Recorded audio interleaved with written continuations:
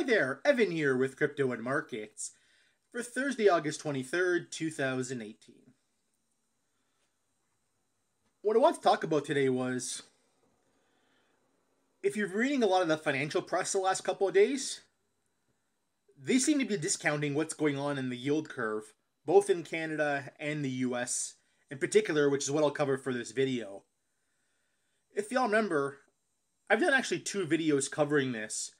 One I did towards the beginning of the year, another one I did roughly a few months ago, talking about why everyone should watch the flattening yield curve.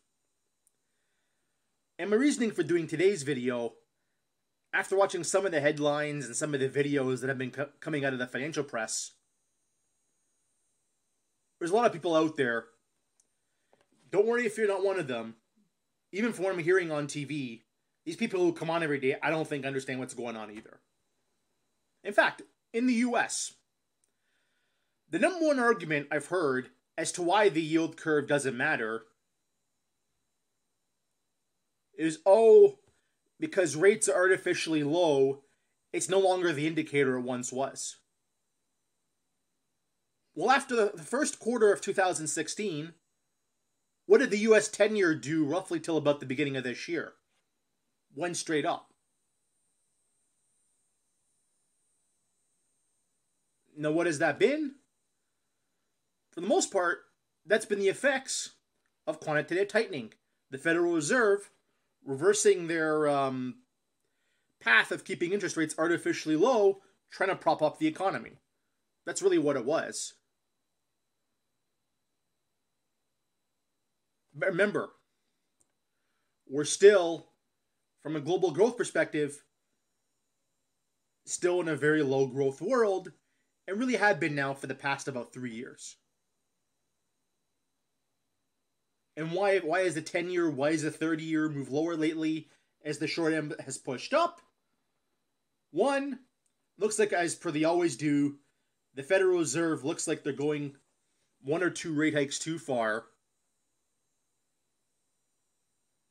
Money has come into the 10-year, has come into the 30-year from around the world because it's the ultimate safe haven trade along with the US dollar, which is then kept longer in interest rates, lower than what everyone thinks it is.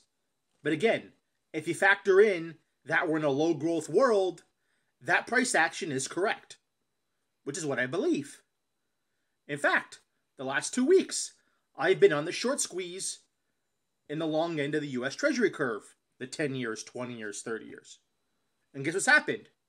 Those yields have moved lower, the bond prices have moved higher. So again, safe haven working, Federal Reserve still has an upward bias, pushing the short end up, long end starts going down, short end comes into it, and right there, that's your inversion. Now in Canada, if you've been following my Twitter every day, I've been putting out daily updates on this, it seems. But still, even worse than the US. That's levered really to Canadian growth, and that's it. Oh, in a 10-year, 5-year, everyone thought it was going to 4, 5, 6%. Hasn't happened, guys. The bond guys will always know more than me, you, or anybody else there. The guys at my firm who are bond traders, tell you right now, when I talk to them, they know a lot more than me, I can tell you that.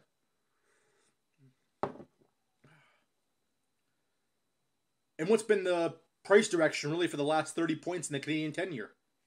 It's been down. The 5-year, most attached to Canadian mortgage rates, is slightly down from where it was when the last mortgage hike happened. So again, they got it right. When you're in a low growth world and you have a central bank with, again, that bias to go ahead and go up, that's where the inversion, that's where the collision course happens. Really a simple concept. A lot of people, though, not just yourself watching this video, those of you who don't understand, a lot of people on financial media who have these $1 billion+ hedge funds don't know either. So believe me, you're not alone. In fact, again, and this is where, when I saw how short everyone was the long end in the US, I didn't understand it. Because remember, all this stuff you hear about what's going on in the emerging markets is very significant. If you look at commodities, all of your demand growth is from these emerging markets. If you look at manufacturing sectors around the world, a lot of your incremental growth is from the emerging markets. And the most important one's China. European manufacturing, China. US manufacturing has a big Chinese component as well. I mean, forget the tariffs, forget everything else. If China slows, you see where I'm getting at. Manufacturing growth will slow around the world, which will be a hit on global GDP. And that's what I'm trying to get at here. And that US 10-year being the ultimate indicator, or the ultimate leading indicator, I should say, of future global growth. I mean, forget the whole thing for a second, if the Chinese or the Russians or the Japanese are going to dump all their bonds. Any safe haven trade will more than make up for that. But again, just remember this. Slowing growth. Actually, you know what? Before I go ahead and leave here, some of the Fed officials down in the US, what have they been saying the last couple of days? They're saying we shouldn't raise rates to overly invert the yield curve. So when I told you they were paying attention, and everyone in the comment section saying, I don't know what I'm talking about, even they're saying it now. So put it in closing, no matter what you hear in the financial press or from wherever, the flattening yield curve is probably the biggest thing we should be watching right now. Markets choose to ignore it, but only for so long. All I gotta say, hit the like button, leave a comment down below, subscribe for more, and most importantly, follow me on Twitter, @CryptoMarkets2. Y'all have a good day.